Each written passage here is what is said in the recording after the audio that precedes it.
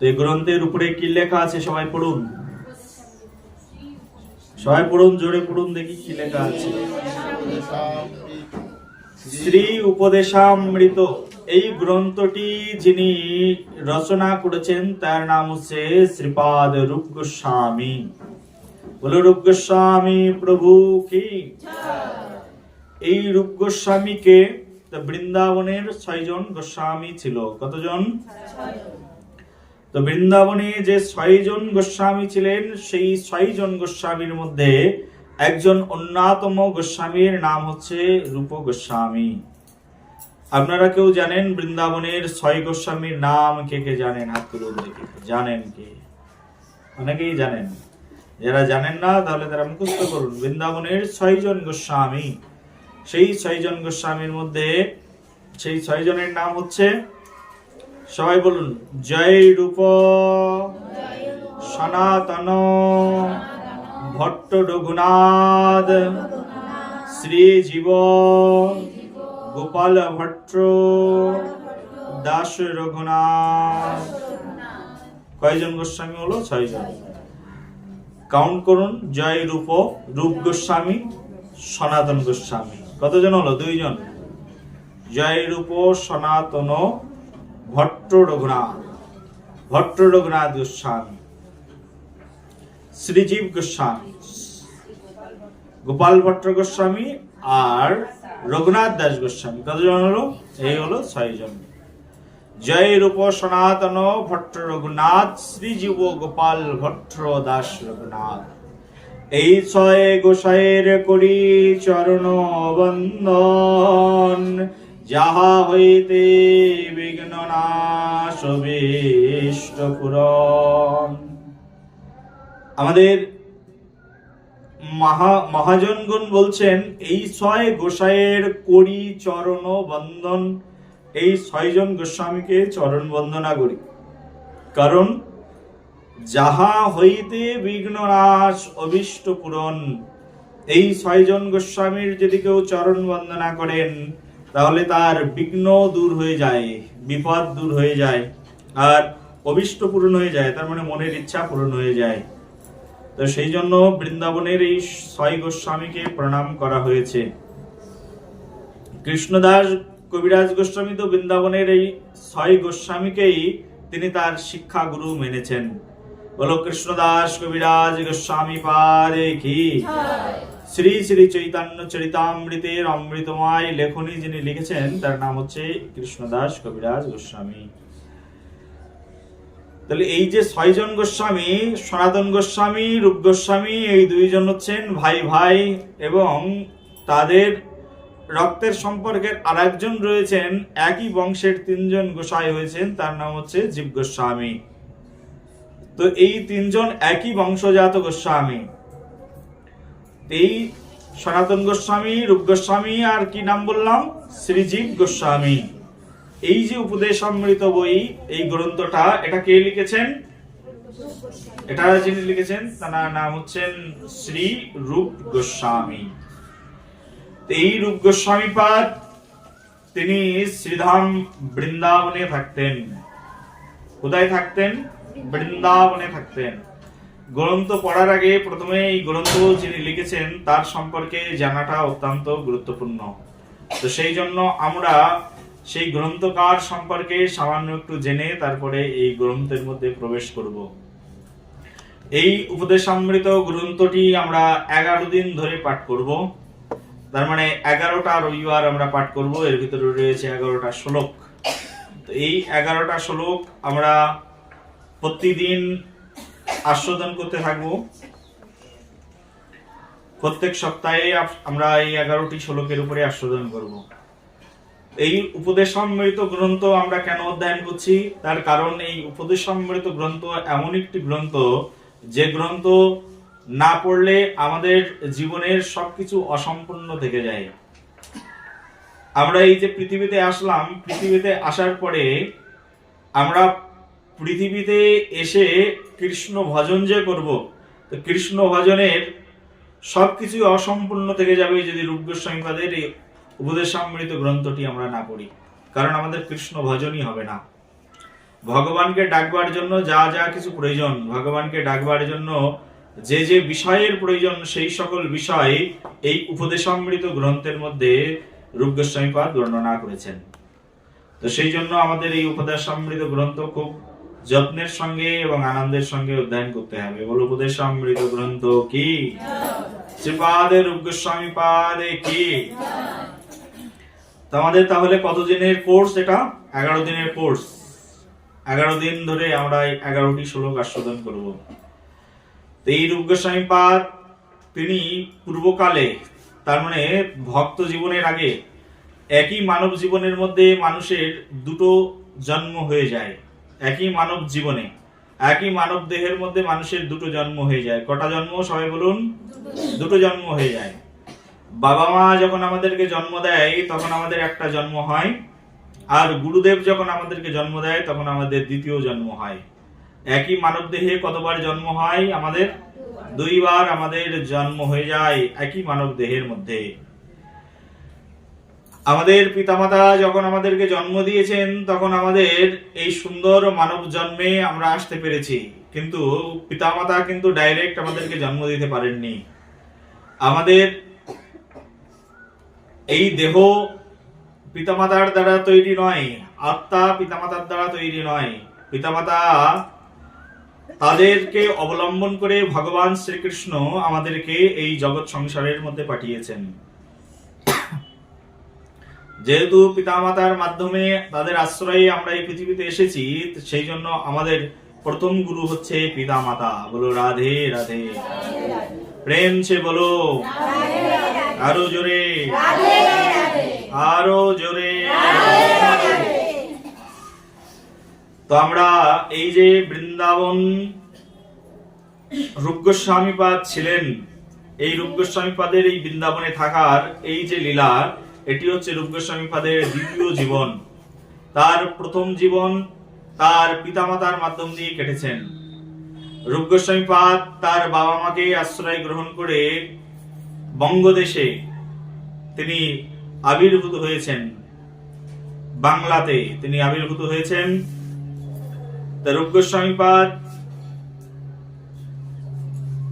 সনাতন গোস্বামী পাদ কর্মজীবনে এই 2 ভাই, তারা তৎকালীন সময়ের মুসলিম রাজা হোসেন সহ তাদের প্রধানমন্ত্রী এবং অর্থমন্ত্রী ছিলেন। 2 ভাই মুসলিমের রাজ্যে কাজ করবার জন্য তারা প্রায় মুসলিম হয়ে উঠেছিলেন।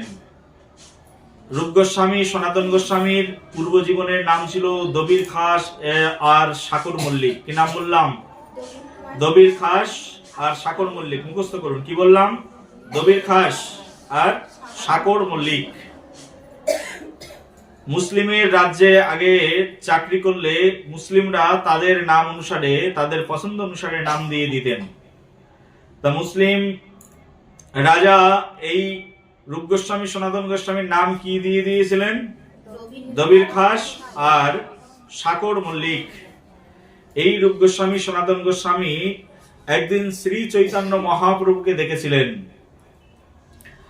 শ্রী চৈতন্য মহাপ্রভু একবার দলবল নিয়ে হরিনাম সংকীর্তন করতে করতে যাচ্ছিলেন নবদ্বীপের নিমায়। তিনি পথে পথে হরিনাম কীর্তন করতেন। একদিন কীর্তন করতে করতে মহাপ্রভুর দল, প্রচুর মানুষ একসঙ্গে কীর্তন করতে করতে রাস্তা দিয়ে নগর সংকীর্তন, আমরা কখনো কখনো নগর সংকীর্তন করি না এখানে, এরকম নগর সংকীর্তন করতে করতে শ্রী চৈতন্য মহাপ্রভু তার দলবল নিয়ে যাচ্ছিলেন। বহু দূর থেকে রূপ গোস্বামী সনাতন গোস্বামী মহাপ্রভুকে দর্শন পেয়েছিলেন। দেখছেন যে হাজারো মানুষের স্রোত, আর সেই স্রোতের মধ্যে, জনস্রোতের মধ্যে একটা আলোর পিণ্ড নেচে নেচে যাচ্ছে। আর সেই আলোর পিণ্ডটাকে, আর তিনি হচ্ছেন শ্রী চৈতন্য মহাপ্রভু, স্বয়ং ভগবান। বহু দূর থেকে তারা ছাদের উপর থেকে মহাপ্রভুকে দর্শন করলেন। ভগবানকে দর্শন করে, যেহেতু তারা ব্রাহ্মণ কুলে জন্মগ্রহণ করেছিলেন, জন্মগতভাবে তারা ব্রাহ্মণ ছিলেন, কিন্তু মুসলিমের চাকরি করতে করতে মুসলিম হয়ে উঠেছিলেন। দূর থেকে যখন স্বয়ং ভগবানকে দর্শন করেছেন এবং কয়েকবার রাজসভাতে বসে এই শ্রী চৈতন্য মহাপ্রভুর কথাও রূপ গোস্বামী সনাতন গোস্বামী পাদ শ্রবণ করেছেন। ভগবানের কথা শ্রবণ করলেই কিন্তু ভগবানের প্রতি প্রেম জন্মায়। রূপ গোস্বামী সনাতন গোস্বামী ভগবানের কথা শ্রবণ করেছেন, আজকে দূর থেকে দর্শন করেছেন। এই দর্শনে পবিত্র করো এই তোমারই গুণ। ভগবান এবং ভগবানের ভক্ত দর্শনেই কি করেন? সকলের হৃদয়ের পাপকে হরণ করে নেন এবং দর্শনেই পবিত্র করে দেন। তো দূর থেকে দর্শন করেছেন, এই দর্শনেই দুইজনের কৃপা হয়ে গেছে। রূপ গোস্বামী সনাতন গোস্বামী দুইজনের মধ্যে এমন ভাব উঠলো, তারা ভাবলো যে আমরা কি করছি, ব্রাহ্মণ কুলের সন্তান, আর আমরা টাকার বিনিময়ে আমাদের নিজেদেরকে বিক্রি করে দিয়েছি। মন্ত্রী, রাজার পরের স্থান কাদের? মন্ত্রীদের হয়। তো কত টাকা পয়সার মালিক ছিল, কত অর্থবিত্তের মালিক ছিল রূপ গোস্বামী সনাতন গোস্বামী পাদ। কিন্তু স্বয়ং ভগবানের কৃপা হয়ে গেল রূপ গোস্বামী সনাতন গোস্বামীর পরে। তখন সেই রূপ গোস্বামী সনাতন গোস্বামী পাদ একদিন রাতের বেলায় রূপ গোস্বামী সব ছিন্ন করে দিয়ে, সকল মায়ার বন্ধন ছিন্ন করে দিয়ে তিনি ভাবলেন আমি আর কখনো চাকরি করব না, মুসলিমের আন্ডারে থাকবো না, আমি হিন্দুর ধর্ম আচরণ করব। এই মনে করে সেই রূপ গোস্বামী পাদ রাতের অন্ধকারে কাউকে কিছু না বলে সব ছেড়ে দিয়ে মহাপ্রভুর চরণে পালিয়ে চলে গেলেন। বলো রূপ গোস্বামী পাদে কি। এই রূপ গোস্বামীর পরপর সনাতন গোস্বামীও পালিয়ে চলে এসেছিলেন, সেটা অনেক ঘটনা আছে। রূপ গোস্বামী পাদ যখন পালিয়ে চলে আসেন, রূপ গোস্বামী পাদ কোথায় চলে এসেছেন বললাম? পালিয়ে স্বয়ং ভগবান শ্রী চৈতন্য মহাপ্রভুর কাছে এই রূপ গোস্বামী পাদ পালিয়ে চলে এসেছেন। আর স্বয়ং শ্রী চৈতন্য মহাপ্রভুর চরণ আশ্রয় করে মহাপ্রভুর চরণে আছাড় খেয়ে পড়ে বললেন, হে প্রভু, আমরা অনেক অপরাধ করেছি জীবনে, আমার মতো অপরাধী আর কেউ নেই। স্বয়ং ভগবান তুমি ধরণীর পক্ষে অবতীর্ণ হয়েছ, কিন্তু তোমার ভজন সাধন কিছুই করলাম না। আজকে আমাদের এই পাপময় জীবন থেকে আমাদেরকে মুক্তি প্রদান করো এবং আমাদের জীবনকে তোমার চরণে আশ্রয় প্রদান করো। এইভাবে রূপ গোস্বামী পাদ শ্রী চৈতন্য মহাপ্রভুর চরণে নিপাতিত হয়ে মহাপ্রভুর কাছে আত্মসমর্পণ করলেন। মহাপ্রভু রূপ গোস্বামী পাদকে কৃপা করলেন এবং এই দবির খাস সাকর মল্লিককে, দুই ভাইকে মহাপ্রভু একজনকে সনাতন গোস্বামী বানিয়ে দিলেন আর একজনকে কি গোস্বামী বানিয়ে দিলেন? রূপ গোস্বামী পাদ বানিয়ে দিলেন। মহাপ্রভু এই রূপ গোস্বামী পাদকে আদেশ করলেন, যাও বৃন্দাবনে যাও, আর বৃন্দাবনে গিয়ে লুপ্ত তীর্থ উদ্ধার এবং গ্রন্থ রচনা করো। রূপ গোস্বামী সনাতন গোস্বামী পাদ বৃন্দাবনে চলে আসলেন এবং বৃন্দাবনে এসে তারা বৃন্দাবনে বসেই ভজন করতেন। বলো বৃন্দাবন বিহারী লাল কি। এই রূপ গোস্বামী সনাতন গোস্বামী তাদের অন্তিম জীবন পর্যন্ত শ্রীধাম বৃন্দাবনে এই দিব্য রাধারানীর তত্ত্ব রসামৃতকে আস্বাদন করেছেন। তো এই রূপ গোস্বামী পাদ বৃন্দাবনে বসে বসে প্রচুর টাকার মালিক ছিলেন, সব কিছু ছেড়ে দিয়ে চলে এসেছেন। শুনেছেন যে ভগবানের কাছে যেতে গেলে কিছুই নিয়ে যেতে নেই, খালি হাতে চলে আসতে হয়। সনাতন গোস্বামী যখন এসেছিলেন এক নৌকা সোনাদানা নিয়ে এসেছিলেন, কিন্তু সব রাস্তার মাঝখানে বিতরণ করে দিয়েছিলেন। বিতরণ করে দিয়ে তিনি নিঃস্ব হয়ে বৃন্দাবনে বসে বসে ভজন করেছিলেন। এই সনাতন গোস্বামী রূপ গোস্বামী পাদ যখন বৃন্দাবনে ভজন করতেন, তাদের ভজনের প্রভাবে বৃন্দাবনে কত শত মানুষ এরকম উদ্ধার হয়ে গেল রূপ গোস্বামী সনাতন গোস্বামী পাদের অপার করুণায়। আজকের এই যে গ্রন্থটি মহাপ্রভু বলেছিলেন গ্রন্থ লিখবার জন্য, জগৎ জীবকে উদ্ধার করবার জন্য, তা রূপ গোস্বামী পাদ বসে বসে গ্রন্থ রচনা করতেন। রূপ গোস্বামী পাদের লিখিত একটি প্রধান গ্রন্থ এই আমাদের কাছে রয়েছে, নাম কি? উপদেশামৃত গ্রন্থ। বলো উপদেশামৃত গ্রন্থ কি। শ্রীপাদ রূপ গোস্বামী কি। তো আজকে আমরা এই গ্রন্থের একটি শ্লোক সবাই মিলে আস্বাদন করব। সবাই বের করুন, এক পৃষ্ঠা বের করুন। দেখুন এক পৃষ্ঠা লেখা আছে, এই এক পৃষ্ঠা বের করুন। শ্লোক নম্বর 1 দেওয়া আছে, দেখুন সবার কাছে বই আছে, বের করুন। এক পৃষ্ঠা বের করেছেন সবাই? এক পৃষ্ঠা বের করেছেন? এবার আমার সঙ্গে সঙ্গে এই প্রথম পৃষ্ঠায় প্রথম শ্লোক সবাই মিলে বলুন। বাচো বেগম মনসো ক্রোধ বেগম।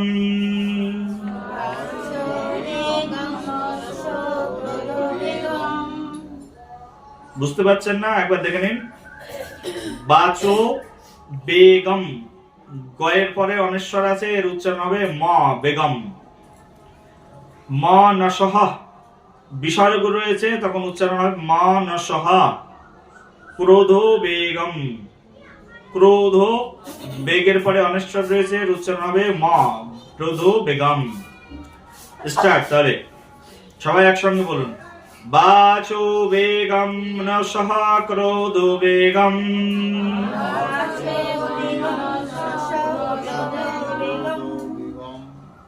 এবারে দেখুন উচ্চারণ কেমন লাগে। জিহ্বা, তারপরে জিহ্বার পরে বেগম, তারপরে উদার, ওর ভিতরে উদারও রয়েছে, তো উদারকে আলাদা করুন, উদার, তারপরে আলাদা করলে উপস্থ হবে, উপস্থ বেগম। এবার বলুন, জিহ্বা বেগম উদার উপস্থ বেগম।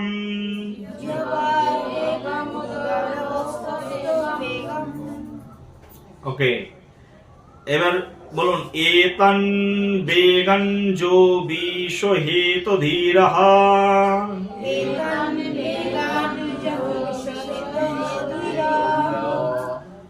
সর্বম ওপি ইমম পৃথিবীম সশিষ্যাদ।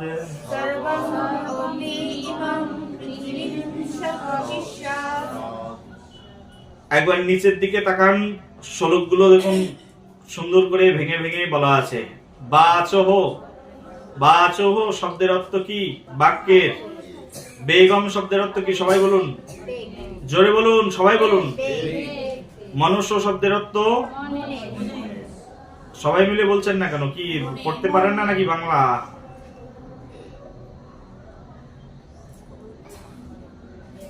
ক্রোধ শব্দের অর্থ?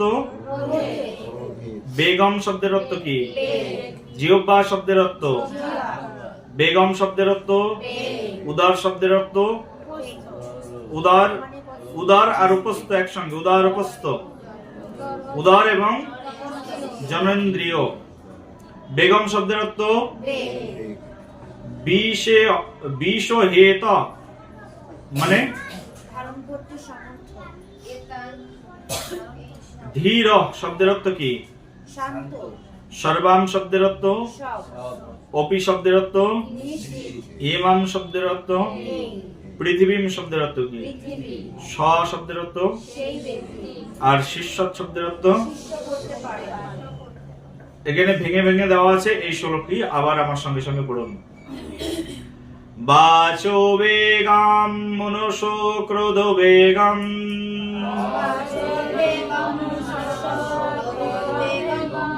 Again, বাচো বেগম মনসো ক্রোধ বেগম।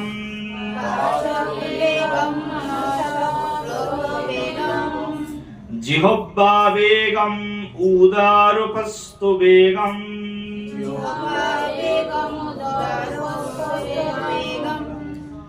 এতন বেগন জো বিশ হেত ধীরহ।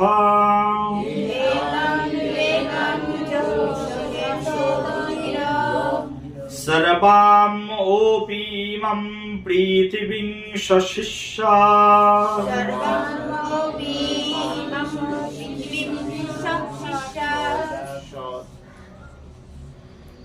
এবার এর অনুবাদটা দেখুন সবাই। যে সংযমী ব্যক্তি বাক্যের বেগ, ক্রোধের বেগ, জিহ্বার বেগ, মনের বেগ আর উদরের বেগ এবং উপস্থের বেগ, এই ষড়বেগ দমন করতে সমর্থ, তিনি সমগ্র পৃথিবী শাসন করতে পারেন। কে কে কি করতে পারেন দেখুন সবাই। যে সংযমী ব্যক্তি, কি লেখা আছে? যে সংযমী ব্যক্তি বাক্যের বেগ। আমরা একটা গান শুনেছি না, আমার সঙ্গে সঙ্গে বলুন গানটি। ছয় বেগ দমি ছয় দোষ শোধি।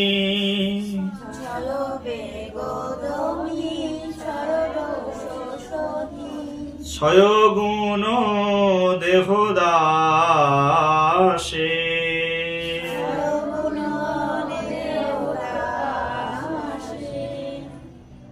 তো আমরা এই গানটি সবাই শুনেছি।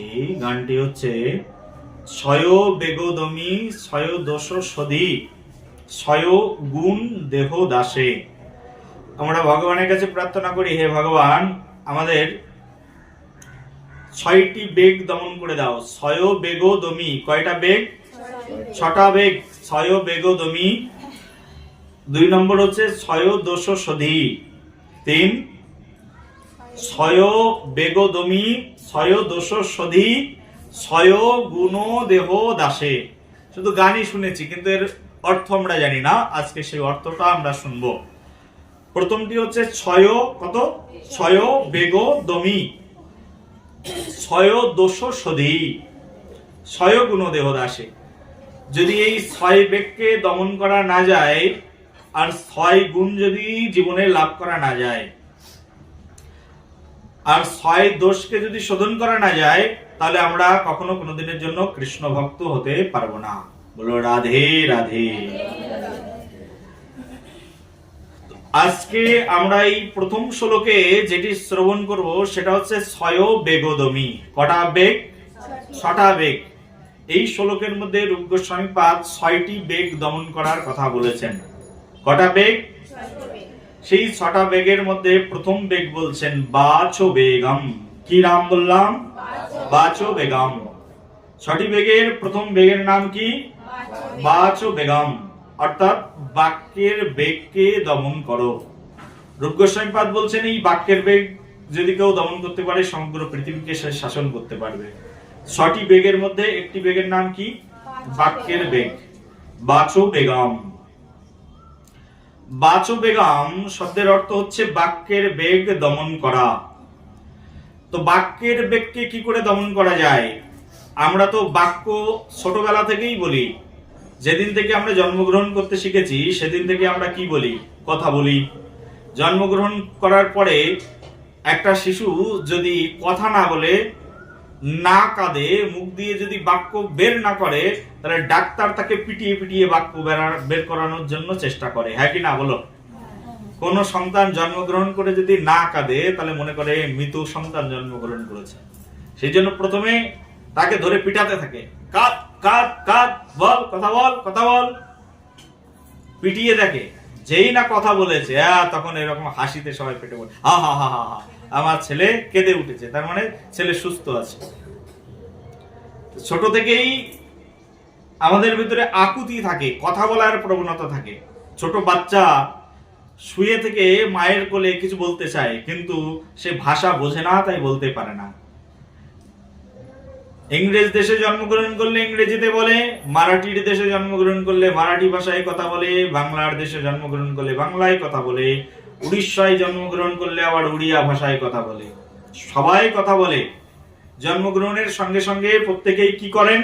কিছু না কিছু বাক্য আলাপন করেন। সেই জন্য শাস্ত্র বলছে যে এই ছোটবেলা থেকেই আমাদের একটা প্রবণতা সবার মধ্যে রয়েছে, আর সেই প্রবণতার নাম হচ্ছে কথা বলার প্রবণতা। এই জগতে সবাই কথা বলতে পছন্দ করে, কিন্তু এই কথাটাই হচ্ছে মানুষের সাধন ভজনের জন্য সবচেয়ে মহাকাল, বড় কাল হচ্ছে এই কথা। কারণ কথা এরকম বস্তু, কথা মানুষকে হাসাতে পারে, কথা মানুষকে কাঁদাতে পারে, আবার কথা মানুষকে নরকে নিয়ে যেতে পারে, এই কথা মানুষকে আবার পরম ধামে উন্নীত করতে পারে। কথা এরকম একটা বিষয়। হ্যাঁ কি না বলুন? কথা, আপনি এমন কথা বলবেন যে মানুষ কেঁদে যাবে, আবার আপনি এমন কথা বলবেন যে মানুষ হেসে ফেলবে। আপনার কথায় মানুষ দুঃখ পাবে, আপনার কথায় মানুষ আনন্দ পাবে। কথা এমন জিনিস, এই কথায় আপনাকে নরকে নিয়ে যাবে, কথায় আবার আপনাকে পরম ধামে নিয়ে যাবে। যদি আপনি মিথ্যে কথা বলেন, যদি আপনি ছল চাতুরি পূর্ণ কথা বলেন, সেই কথা আপনাকে নরকে নিয়ে যাবে। আবার যদি আপনি সদা সর্বক্ষণ কৃষ্ণ কথা বলেন, কৃষ্ণের নাম গুণ কীর্তন করেন, এই কথায় আপনাকে পরম ধামে নিয়ে যাবে। যেমন সুখদেব গোস্বামী পাদ শুধু কথা বলতে বলতে পরম ধাম লাভ করেছিলেন, বলো সুখদেব গোস্বামী পাদ কি। এই কথা শুনতে শুনতেই পরীক্ষিত মহারাজ পরম ধাম লাভ করেছিলেন, বলো পরীক্ষিত মহারাজ কি। কথা এমন বস্তু যে কথা এই জগতের একটা মূল্যবান বস্তু। তো সেই জন্য বলছে প্রথম বেগটার নাম কি বললো তাহলে রূপ গোস্বামী পাদ, বাচো বেগম। প্রথম বেগের নাম কি তাহলে, বাচু বেগম। বলছে বাক্যের বেগ, প্রথম বেগের নাম হচ্ছে বাক্যের বেগ। বাচো বেগম শব্দের অর্থ হচ্ছে বাক্যের বেগ। রূপ গোস্বামী পাদ বললেন বাক্যের বেগকে দমন করো। তো বলি বাক্যের বেগকে কি করে দমন করা যায়? বাক্যের বেগ দমন করা যায় নাকি? কথা তো বলতেই হবে বেঁচে থাকতে গেলে। তো বলছে বাক্যের বেগ দমন করা যায়। কিভাবে দমন করা যায়? বাক্যটা শুধুমাত্র কৃষ্ণকে কেন্দ্র করে বলো, তাহলে তোমার বাক্যের বেগ দমন হয়ে যাবে। কাকে কেন্দ্র করে বলতে হবে? ভগবান শ্রীকৃষ্ণকে কেন্দ্র করে আমাদেরকে কথা বলতে হবে। এবং যে যত বেশি কথা কম বলে, বিশেষ করে কলিযুগে, আমার মনে হয় তারাই সবচেয়ে বেশি পুণ্যবান। কথা বেশি বললেই বেশি সমস্যা। আমাদের দুটো কান আছে, তার মানে ভগবান বুঝাতে চেয়েছে তোমার দুটো কান আছে, তার মানে বেশি করে শোনো। আর তোমার মুখ তো একটাই দিয়েছি, তার মানে কথা কম বলো। শুনবে বেশি, বলবে কম, কিন্তু আমরা কলিযুগে বলি বেশি, শুনি কম। বলো রাধে রাধে, প্রেম সে বলো। আমাদের কান কটা তাহলে? দুটো, তার মানে শুনতে হবে বেশি। আর মুখ কটা? একটা, তার মানে বলতে হবে কম। কিন্তু আমরা তার উল্টোটাই করি। উল্টোটা করার কারণে আমরা এই জগতে ফেসে যাই। বলো রাধে রাধে, প্রেম সে বলো। তো সেই জন্য শাস্ত্রে বলছে এখানে বাক্যের বেগ দমন করো। কিসের বেগ? বাক্যের বেগকে দমন করো। বাচো বেগম। এই বাক্যের বেগকে কি করে দমন করা যায়? তো আমাদের বৈদিক শাস্ত্রের মধ্যে বর্ণনা করা রয়েছে যে বাক্যটাকে, আমরা যে কথাটা বলছি, এই কথাটা যদি কৃষ্ণ কথা হয় তাহলে সেই কথার কোনো দোষ নেই। আর কথাটা যদি কৃষ্ণ কথা না হয় তাহলে কথার মধ্যে অনেক দোষ ত্রুটি বিদ্যমান রয়েছে। যে মানুষ কি সবসময় কৃষ্ণ কথা বলবে? সংসার করবে না? তাহলে বলা হচ্ছে না, সংসার করবে, কিন্তু সংসারটা যদি কৃষ্ণের হয় তাহলে কথাগুলোও তো কৃষ্ণের হবে, হ্যাঁ কি না? সংসারটা যদি কৃষ্ণের হয় তাহলে কথাগুলোও তো কৃষ্ণেরই হবে। সংসারের মধ্যে স্বামী স্ত্রী রয়েছে, ছেলে মেয়ে রয়েছে। মনে করেন কলিযুগের সংসার। কলিযুগে তো শ্বশুর শাশুড়ি কম থাকে, ঘরের মধ্যে শুধু ছেলে মেয়ে আর স্বামী স্ত্রী থাকে। আবার বৃদ্ধ অবস্থায় তাদেরকে অন্য জায়গায় রেখে দিয়ে এই ছেলে মেয়েরাই যখন বড় হয়ে যায় তখন তাদের ছেলে মেয়েদেরকে নিয়ে তারা আলাদা থাকে, কারণ বাবা মার শেখানো বলি তারা সেইভাবেই কাজ করে। কলিযুগের সংসারে 4 জন করে মনে করুন থাকে, একটা ছেলে, একটা মেয়ে, একটা পিতা, একটা মাতা। কতজনের সংসার হলো? 4 জনের সংসার। বলা হচ্ছে এই মনে করো 4 জনের সংসারই ভাবো। তো এই 4 জনের সংসার, 4 জনকে নিয়ে একটা পরিবার। এই পরিবারটা যদি কৃষ্ণের সংসার হয়, কৃষ্ণের পরিবার হয়, তাহলে কথাগুলো কেমন হবে? কৃষ্ণ কথাই তো হবে। ছেলের নাম কৃষ্ণের যদি সংসার হয় তাহলে ছেলের নাম নান্টু ঝন্টু রাখবে না, নিশ্চয়ই রাখবে গোবিন্দ, শ্যাম, রাম, এরকম কিছু নাম রাখবে। তখন ছেলেকে ডাকবে ওরে শ্যাম শোন। এই যে বললো ওরে শ্যাম শোন, এর মধ্যেই তো তার ভগবানের নাম হয়ে গেল। বলো রাধে রাধে। মেয়ের নাম কি রাখবে? মেয়ের নাম হয়তো ললিতা, বিশাখা রাখবে। জেনি, চেরি এসব তো রাখবে না। রাখবে কৃষ্ণ ভাবনাময় সংসার। মেয়ের নাম রাখবে হয়তো ললিতা, না হলে রাখলো হয়তো শ্রী রাধিকা। ডাকছেন ললিতা শোন, এই তো অষ্ট সখীর এক সখীর নাম উচ্চারণ হয়ে গেল। সখীদের শিরোমণি, অষ্ট সখীর শিরোমণি শ্রীমতী রাধারানী, তার নাম উচ্চারণ হয়ে গেল রাধারানী শোন। তো সেই জন্য সংসার যদি কৃষ্ণের হয়, কৃষ্ণ ভাবনাময় সংসার একটা আলাদা সংসার। যাদের কৃষ্ণের সংসার হয়, দেখবেন অনেক ভক্ত পরিবার আছে, সেই ভক্ত পরিবারে তাদের ছেলের নাম রেখে দিয়েছেন গোবিন্দ, মেয়ের নাম রেখে দিয়েছেন রাধিকা। তো এইরকম নাম থাকে। আর যদি নাম এইরকম থাকে আর সেই নাম ধরে যদি ডাকা হয়, সেই নামের মধ্য দিয়েও কাকে স্মরণ করা হয়? তার মধ্যে দিয়ে রাধারানীর নামের আভাস চলে আসে, কৃষ্ণের নামের আভাস চলে আসে। সেই জন্য ছেলে মেয়েদের নামও ভগবানের নাম অনুসারে রাখতে হয়। বলো রাধে রাধে। আগের যুগে এইসব নাম রাখা হতো, কিন্তু এখনকার যুগে যদি কেউ এই ধরনের নাম রাখে তাহলে বলবে ব্যাক ডেটেড। কি বলবে? Back dated family. নাম রাখতেও জানে না। যদি কারোর নাম রাখা হয় গোবিন্দ, তাহলে তো একদম আশেপাশের লোক বলবে তোমার কি কোনো কাণ্ডজ্ঞান আছে? ব্যাক ডেটেডই রয়ে গেলে, জীবনে আর কখনো উন্নতি করতে পারলে না, এরকম বলবে কি বলবে না? কিন্তু এটাই হচ্ছে আমাদের শাস্ত্রীয় সিদ্ধান্ত। আচ্ছা, বাক্যের বেগ দমন করবার জন্য সংসারটা কৃষ্ণ ভাবনাময় করার দরকার। তাহলে সংসারের মধ্যে সব কথাই কৃষ্ণ কথাই হবে। সকালবেলায় উঠে স্বামী স্ত্রীকে বলছে, স্বামী স্ত্রী দুইজন তো দীক্ষা নিয়েছে, আর দীক্ষা নেওয়ার সঙ্গে সঙ্গেই গুরুদেব তো তাকে একটা সুন্দর নাম দিয়ে দেন। গুরুদেব সুন্দর একটি নাম দিয়ে দিয়েছেন, হয়তো নাম দিয়ে দিয়েছেন রাধিকা প্রেমময়ী দেবী দাসী। ডাকছেন, রাধিকা চলো ওঠো ওঠো, এখনই মঙ্গল আরতি করতে হবে। সকালবেলা ডাকটা হলো রাধিকা, রাধিকা ওঠো মঙ্গল আরতি করতে হবে। সকালবেলায় কার নাম স্মরণ হয়ে গেল?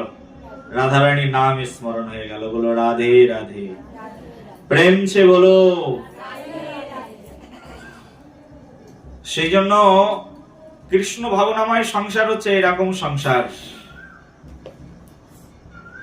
স্বামীকে ডাকছেন, হরি বল ওঠো, এখনই মঙ্গল আরতি করতে হবে। আর এখনকার যুগের স্বামীকে স্ত্রীরা তো নাম ধরেই ডেকে দেয়, খোকা বাবু ওঠো, আমার সোনা ওঠো, এরকম নয়।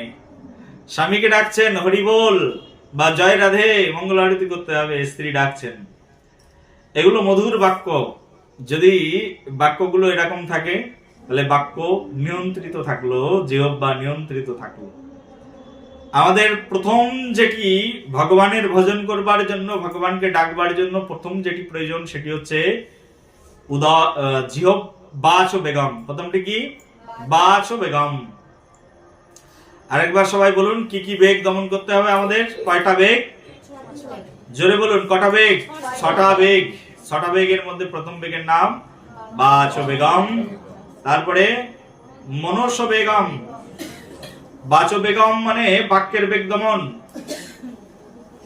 বলছে ক্রোধ বেগম, বাক্যের বেগ দমন। তারপরে হচ্ছে ক্রোধের বেগ দমন। তারপরে জিহ্বার বেগ দমন। তারপরে দেখুন বইয়ের মধ্যেই লেখা আছে মনের বেগ দমন। তারপরে হচ্ছে উদারের বেগ দমন। তারপরে হচ্ছে উপস্থের বেগ দমন। এই 6টি বেগকে দমন করলে সে সমগ্র পৃথিবীকে শাসন করতে পারে। আর রূপ গোস্বামী পাদ বলছেন এই 6টি বেগের মধ্যে প্রথম বেগ নাম কি? তাহলে বাচ ও বেগম। তার মানে কিসের বেগ দমন করা? বাক্যের বেগকে দমন করা। তো বাক্যের বেগ যেটি, বাক্যের বেগ দমন করবার জন্য সেই জন্য আমাদেরকে সংযত ভাবে কথা বলতে হবে। সংসারে সব কথাই যদি কৃষ্ণ কথা হয় তাহলে তো বাক্যের বেগ এমনিতেই দমন হয়ে গেল। আর কৃষ্ণ ভক্তরা কখনো বাইরের অভক্তদের সঙ্গে মিলেমিশে গল্প করতে যাবে না, রাজনীতির কথা বলবে না। রাজনীতির কথা বলা মানে কি? বাক্যের বেগ দমন হলো না। এই প্রসঙ্গে আমাদের ভাগবত শাস্ত্রে বর্ণনা করা আছে। দেখুন, আকাশ থেকে যখন বৃষ্টি হয়, প্রচুর পরিমাণ জলধারা বর্ষণ হয়। আকাশ থেকে যখন বৃষ্টি হয়, আকাশ থেকে ঝরঝর করে বৃষ্টির জল পড়তে থাকে। আর আষাঢ় মাসে যখন বৃষ্টির জল আকাশ থেকে ঝরঝর করে ঝরে ঝরে পড়তে থাকে, তখন নতুন ব্যাঙগুলো কি করে বলেন তো? সেগুলো বৃষ্টির নতুন জল পেয়ে একেবারে কুলে এসে দাঁড়িয়ে থাকে। আর কুলে এসে দাঁড়িয়ে ঘ্যাগর ঘো করে ডাকতে থাকে, জোরে জোরে ডাকতে থাকে। হ্যাঁ কি না? খুব ঘ্যাগর ঘো করে কুলে এসে ব্যাঙগুলো ডাকতে থাকে। আর যখন ব্যাঙগুলো ডাকতে থাকে, সাপগুলো কিন্তু জিহ্বা লম্বা করে শোনে। সাপের তো কান নেই, কি দিয়ে শোনে? সাপ জিভ দিয়ে শোনে, জিভ লম্বা করে শোনে। এই তো আমার খাবার আমাকে ডাকছে খেতে যাওয়ার জন্য। ব্যাঙগুলো বিনা কারণে নতুন জল পেয়েছে তাই দেখে কুলে দাঁড়িয়ে দাঁড়িয়ে ঘাগর ঘো করে একেবারে বুক ফুলিয়ে ফুলিয়ে ডাকতে থাকে। আর যখন বুক ফুলিয়ে ফুলিয়ে ব্যাঙগুলো ডাকে, সাপগুলো পিছন থেকে এসে খপ করে তাকে সবল মেরে খেয়ে নেয়। বলো রাধে রাধে। বলা হচ্ছে মানুষ যখন এই পৃথিবীতে জন্মগ্রহণ করার পরে এই সংসারের মধ্যে সে কৃষ্ণ কথা বলা বাদ দিয়ে যখন অন্যান্য কথা বলে, তার মানে যে কথার কোনো প্রাসঙ্গিকতা নেই, সংসারের কথা, এই কথা, সেই কথা, অমুকের নিন্দা, পরচর্চা, পরনিন্দা, পরের কথা ইত্যাদি যখন মানুষ বলতে থাকে, পরনিন্দা, পরচর্চা, পরের সমালোচনা নিয়ে মানুষ যখন কাটাতে থাকে, তখনই মানুষের সামনেও একটা সাপ, মানুষের পিছনেও একটা সাপ জিভ লম্বা করে বসে থাকে, কখন একে খাবো। এটা ফালতু ডাকা তো, ব্যাঙের মতো ডাকা না। ব্যাঙ যেমন নতুন জল পেয়ে ঘাগর ঘো ডাকতে থাকে, তেমন এই পৃথিবীর মানুষ সংসারের মধ্যে থাকতে থাকতে যদি পরের সমালোচনার কোনো প্রসঙ্গ পায়, সেটা নিয়ে ঘাগর ঘো করে বলতে থাকে, এর কাছে ওর কাছে ঢাক পিটিয়ে বলতে থাকে। তখন পিছনে আর একজন সাপ বসে থাকে তাকে গিলে খাওয়ার জন্য। আর সেই সাপের নাম কি? সেই সাপের নাম হচ্ছে যমরাজ। সেই সাপের নাম কি? যমরাজ। সেই সাপের নাম হচ্ছে মহাকাল। মহাকাল তার পিছনে দাঁড়িয়ে থাকে, কখন তাকে একেবারে খপ করে সোল দিয়ে তাকে এই পৃথিবী থেকে নিয়ে যাবে। দেখবেন আমাদের এই সমাজের ভিতরে অকাল মৃত্যু আছে না, মানুষ অকালেই মৃত্যুবরণ করে। রাস্তা দিয়ে যাচ্ছে, এই সামান্য মনে করুন বারাসাতের রাস্তা পার হতে না হতেই পার হতে যাচ্ছে, বয়স মাত্র 16 বছর, রাস্তা পার হতে যাবে আর সেই সময় পিছন থেকে একটা লরি এসে দিয়ে দিল তাকে, যা নিতাই গৌর হরিবোল হয়ে গেছে রাস্তার মাঝখানে। কারণটা কি? তার কারণটা এই এত পরিমাণ ঘাগর ঘো করছিল, যমরাজ অপেক্ষা করেছিল, কাল অপেক্ষা করেছিল কখন তাকে এই পৃথিবী থেকে তুলে নিয়ে যাবে। সঙ্গে সঙ্গে তুলে নিয়ে চলে গেল, অকালেই মৃত্যু হয়ে গেল। এই অকাল মৃত্যুগুলোর কারণ হচ্ছে এই সমাজে মানুষ যে এই অকালে মরছে, বিভিন্ন ধরনের রোগ বালাই, করোনা ভাইরাসের মতো মহামারী আসছে, এইগুলোর কারণ হচ্ছে আমরা কৃষ্ণ কথা বাদ দিয়ে বেশি বেশি ব্যাঙের মতো ডাকা শুরু করেছি। বলো রাধে রাধে, প্রেম সে বলো। আমরা ব্যাঙের মতো এত ডাকা শুরু করেছি যে মহাকাল আর সহ্য করতে পারছে না, দেখছে যে তো আমাকে ডাকছে, বারবার আমাকে ডাকছে, মহাকাল এসে তাকে অকালেই পৃথিবী থেকে তুলে নিয়ে চলে যাচ্ছে। গড় আয়ু মানুষের 50 বছর 60 বছর, কিন্তু সেই পর্যন্ত কাউকে যেতে দিচ্ছে না, স্ট্রোক দিয়ে দিচ্ছে। খুব ঘাগর ঘো করে ডাকছিল, দাঁড়া এখনই দিচ্ছি তোকে মজা বুঝিয়ে। রাতের বেলায় শুয়ে রয়েছে, ঘুমের ঘরে স্ট্রোক, একেবারে শেষ, সঙ্গে সঙ্গে শেষ, কথা বলার আগেই মৃত্যু হয়ে গেল, কাউকে বুঝতেই দিল না। এই ব্যাঙের ডাক ডাকতে ডাকতেই মৃত্যু হয়ে যায় আমাদের। তো সেই জন্য দেখুন আমাদের সবসময়, সেই জন্য শাস্ত্র বলছে আমাদের কি কথা বলা প্রয়োজন, তা সবসময় আমাদেরকে কৃষ্ণ কথা বলা প্রয়োজন। একজনের সঙ্গে আর একজনের দেখা হলে কৃষ্ণ কথা বলা উচিত, একজনের সঙ্গে আর একজনের দেখা হলে রাধারানীর প্রসঙ্গ নিয়ে আলোচনা করা উচিত। কিন্তু আমাদের যদি একজনের সঙ্গে আর একজনের দেখা হয়, তাহলে সঙ্গে সঙ্গে আমরা ওর নিন্দা, সমালোচনা, সিনেমার কথা, পাড়া প্রতিবেশীর কথা, রাজনীতির কথা, মমতা দিদির কথা, তারপরে কংগ্রেস সরকারের কথা, বিজেপি সরকারের কথা, কত সরকারের কথা আমরা আলোচনা করি। কিন্তু একজনের সঙ্গে আর একজনের দেখা হয়ে গেলে আমরা কখনো কৃষ্ণ কথা নিয়ে আলোচনা করি না। এই আপনারা এখানে যারা বসে আছেন, আপনাদের যদি একটু পরে একজনের সঙ্গে একজনের দেখা হলে আপনারা বলবেন যে গতদিন ক্লাসে কি শেখানো হয়েছিল একটু বলো দেখি, তোমার মনে আছে কিনা। এইসব কথা কিন্তু কেউ আলোচনা করবে না। সোনা মাতাজির সঙ্গে দীপা মাতাজির দেখা হবে, দেখা হলেই তখন শুরু করে দেবে, এই মন্দিরে ওই মাতাজি, ওই প্রভু, এই এই সমস্যা হয়েছিল, এই টাকা নিয়ে এটা হয়েছিল। কেন বলা যায় না যে শাস্ত্রের মধ্যে এটা লেখা আছে, এই এই আলোচনা হয়েছিল না, এগুলো কিন্তু করবে না। তো সেই জন্য আমাদের আলোচনা কেমন হওয়া উচিত, তা বলা হচ্ছে কৃষ্ণ কথা আলোচনা করা উচিত। জাস্ট দুইজনের মাধ্যম দিয়ে শিক্ষা দিলাম, সবার জীবন এইরকম করা উচিত যে আর একজনের আর একজনের সঙ্গে দেখা হলে অবশ্যই কৃষ্ণ কথা আলোচনা করা উচিত, ভগবানের কথা বলা উচিত। গতদিন আমরা সুন্দর একটা গল্প শুনেছিলাম, আমাদের ভাগবত ক্লাসে এরকম সুন্দর একটি প্রসঙ্গ আলোচনা হয়েছিল। এই সব কথা আমাদের আলোচনা করা উচিত। তো এটাকে বলে কৃষ্ণ কথা।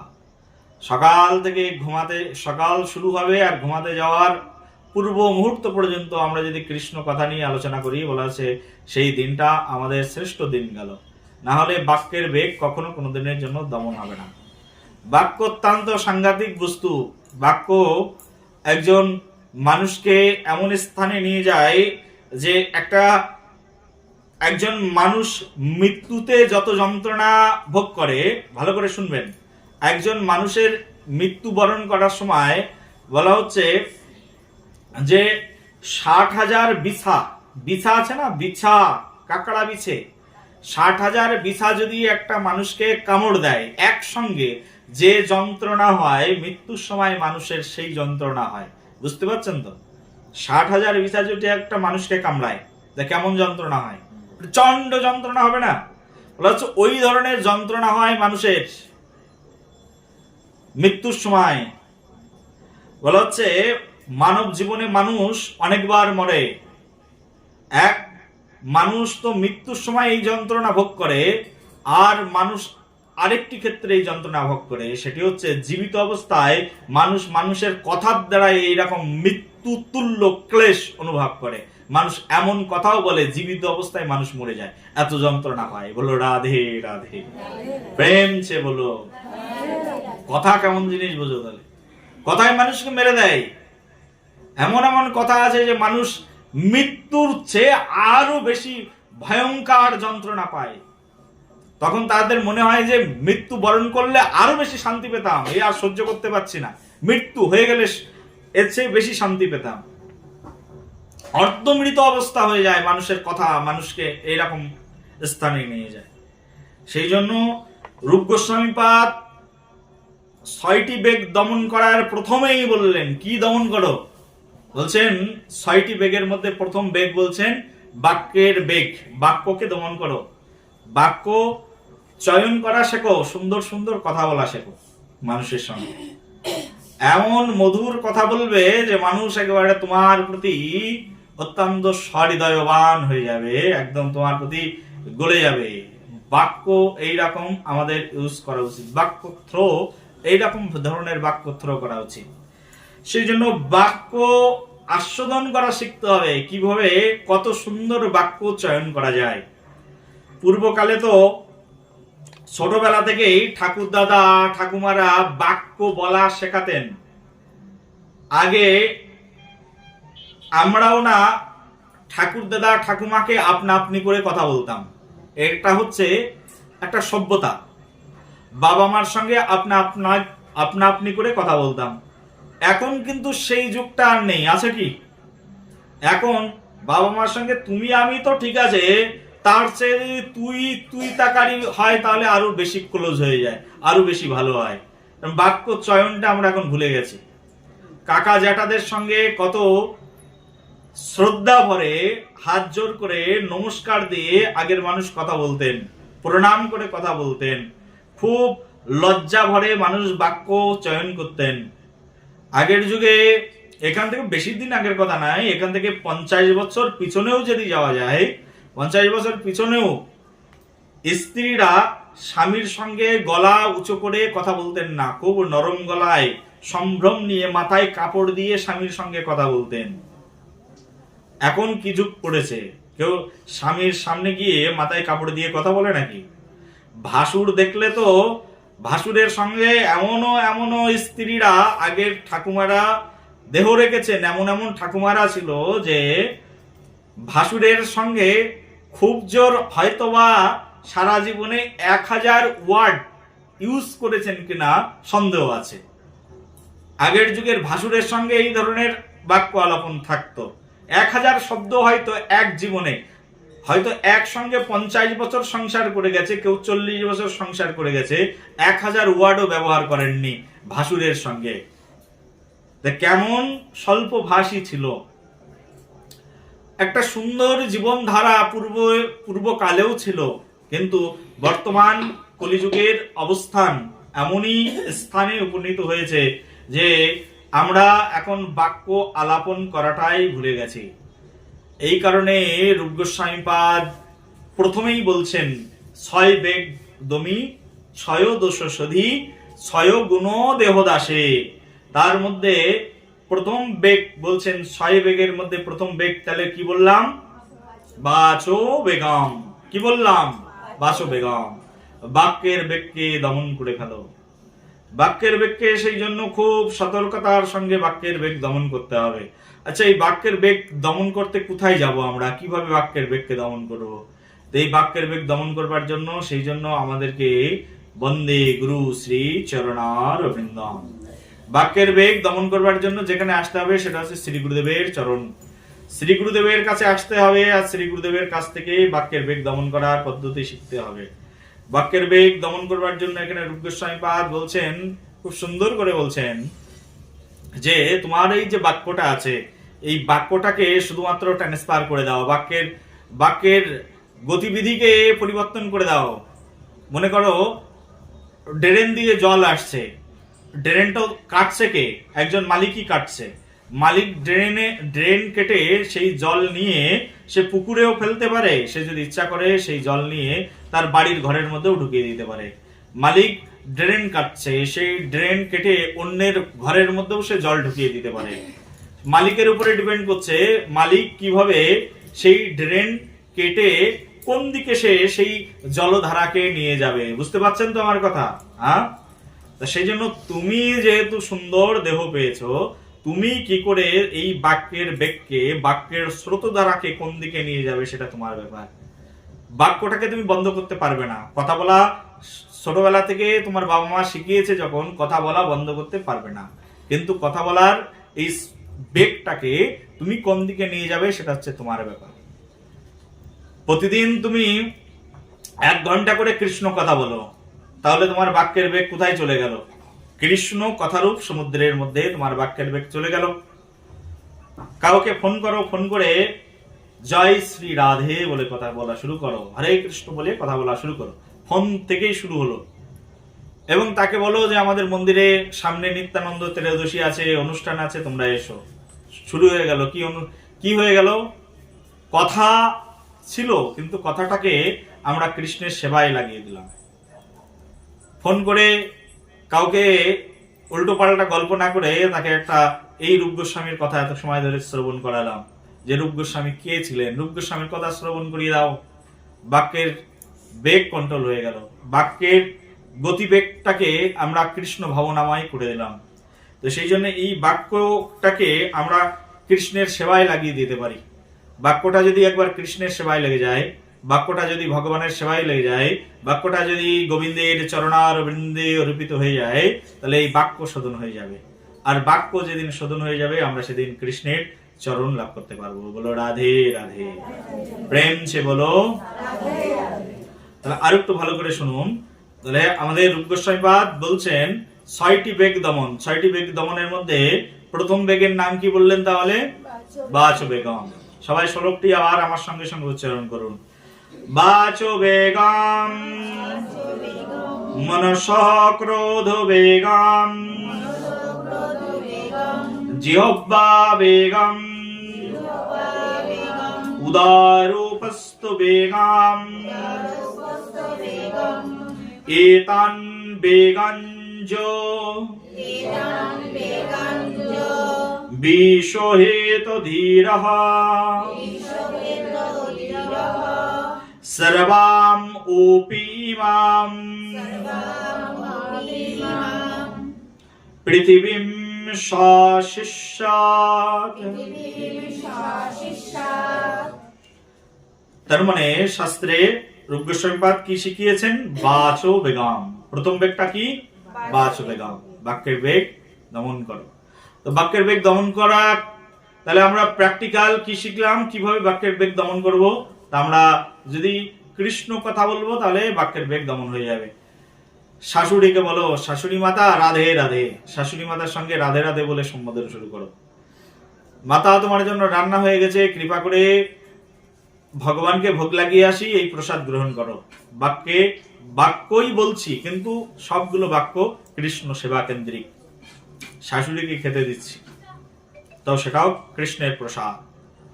কৃষ্ণের প্রসাদ খাও, কৃষ্ণের কথা শ্রবণ করো। সকালবেলায় উঠে 1 ঘন্টা গীতা পড়ে নিলাম,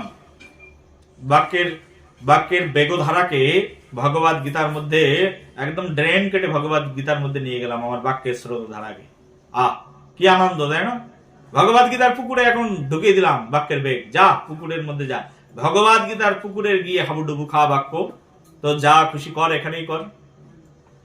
সপ্তাহে 1 দিন করে গীতা ক্লাস শুরু হয়েছে আমাদের ভক্তি কুটিরে। চলো ওখানে গিয়ে কথা শ্রবণ করি, আর ওখানে গিয়ে কথা বলি যা বলার। মাতাজিদেরকে দেখা হলে একজন আর একজনের সঙ্গে হাত জোড় করে জয় শ্রী রাধে, কি মধুর কথা। এবার সুন্দর সুন্দর কথা বলো, ভগবানকে নিয়ে আলোচনা করো, ভগবানকে নিয়ে প্রসঙ্গ শুরু করো, ভগবত প্রসঙ্গ শুরু করো। এটাকে বলে সাধুসঙ্গ। সাধুসঙ্গে এসে সাধুসঙ্গ করার উদ্দেশ্য কি? সাধুসঙ্গ করার উদ্দেশ্য এটাই যে সাধুর মুখ থেকে কৃষ্ণ কথা শ্রবণ করতে পারবো। কান দিয়ে কি শুনবো? কটা কান? 2 কান দিয়ে বেশি করে কি শুনবো? কৃষ্ণ কথা শুনবো। আর মুখ কটা? একটা। অন্যরা যখন চুপ আছে তখন আমি বলবো, বলবো কম, শুনবো বেশি। অন্যরা যখন চুপ আছে তখন আমি বলবো, কি বলবো? কৃষ্ণ কথা বলবো, রাধারানীর কথা বলবো, বৃন্দাবনের কথা বলবো, শ্রীহরির চরণামৃতের কথা বলবো মুখ দিয়ে। এটাই হচ্ছে আমাদের জীবনের সবচেয়ে বড় সাধনা। তো আজকে আমরা বাচ ও বেগম পর্যন্ত শিখলাম। আমি মনে করছিলাম একদিনেই আলোচনা শেষ করে দেবো, 6টা বেগ।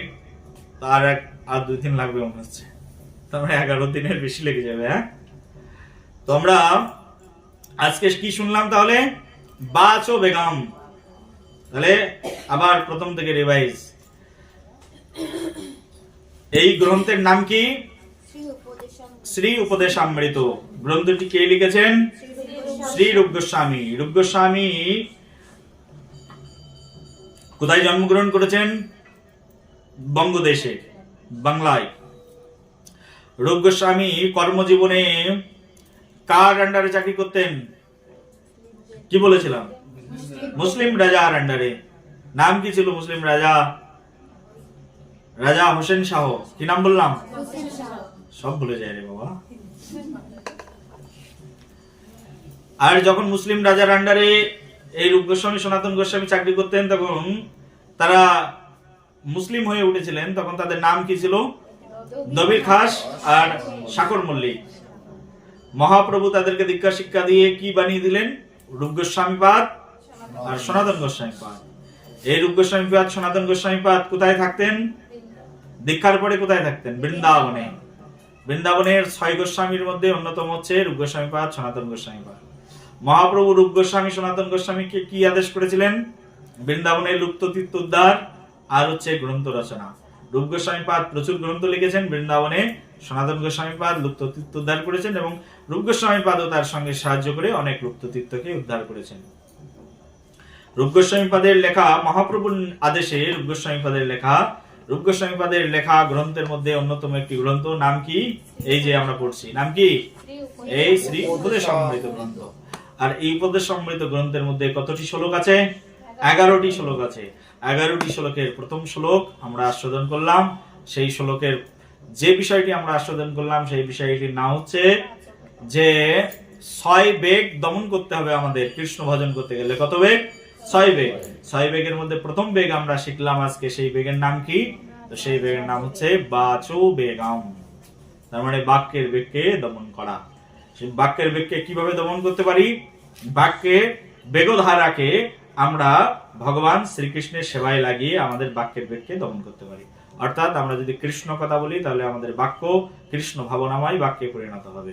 যেহেতু কথা বলার প্রবণতা আছে, সেই জন্য কথা বলা বন্ধ করতে পারবো না, মৌন ব্রত সবাই অবলম্বন করতে পারবো না, আমাদের এত ক্যাপাসিটি নেই। তো সেই জন্য আমরা যদি কৃষ্ণ কথা বলি, কৃষ্ণের কথা শ্রবণ করি এবং কৃষ্ণ বিষয়ক লীলা কথা চর্চা করি, তাহলে আমাদের কথা সংযত হয়ে যাবে। আর সুন্দর সুন্দর কথা চয়ন আমাদেরকে শিখতে হবে শাস্ত্র গ্রন্থ অধ্যয়ন করে। আর এইভাবে আমরা কৃষ্ণ কথা বলার মাধ্যম দিয়ে আমাদের বাচ ও বেগকে আমরা কন্ট্রোল করতে পারি। সেই জন্য আমরা যদি এই গ্রন্থটা পড়ি তাহলে আমরা বুঝতে পারবো যে কৃষ্ণ ভক্ত আমরা ভেবেছিলাম যেমন সহজে ভগবানের ভক্ত হয়ে যাওয়া যায়, কিন্তু ভগবানের ভক্ত হওয়ার জন্য কত দূর পর্যন্ত আমাদেরকে যেতে হবে এই গ্রন্থটা পড়লে আমরা বুঝতে পারবো। এই তো প্রথম শুরু হলো একটা বেগ। এরকম পরপর আমরা যদি শুরু করি তাহলে বুঝতে পারবেন যে কত পথ পাড়ি দিয়ে তারপরে সেই ভগবান শ্রীকৃষ্ণের চরণ সমুদ্রে গিয়ে নিপাতিত হয়ে যায়। বলো রাধে রাধে, প্রেম সে বলো।